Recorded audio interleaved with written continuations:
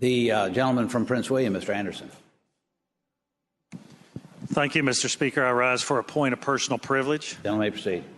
Thank you, Mr. Speaker. Mr. Speaker, ladies and gentlemen of the House, as the gentleman from Colonial Heights has explained, the Committee of Employer Support for the Guard and Reserve, which is known as the ESGR for short, is a critical support component for our men and women who wear the cloth of the country in war, crisis, and peace in faraway places where freedom faces its moment of maximum danger. And so this is a very important day today.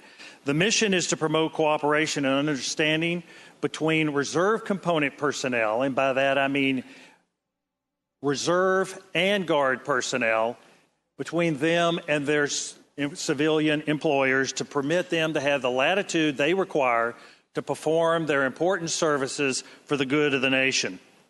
ESGR is supported by a network of more than 4,700 volunteers who are organized in 54 committees across all 50 states of the country.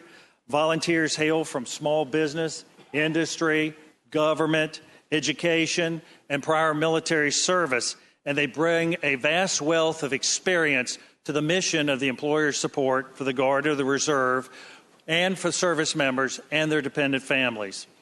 ESGR has served our country faithfully for the last 50 years, fostering a culture in which all employers support and value the employment of those who wear the uniform of our country. With us today to collect these signed statements of support is the Virginia chairman of the Employer Support for the Guard and Reserve, Mr. Steve Villapando of Glen Allen, who is seated in the back of the chamber. Steve is a tireless advocate for our veterans and the men and women who also are currently serving in the uniform of the nation. We appreciate the opportunity to be able to recognize him and the employers who perform this vital service to our Commonwealth and our country. And I would ask that the House give Steve a very warm welcome. Thank you.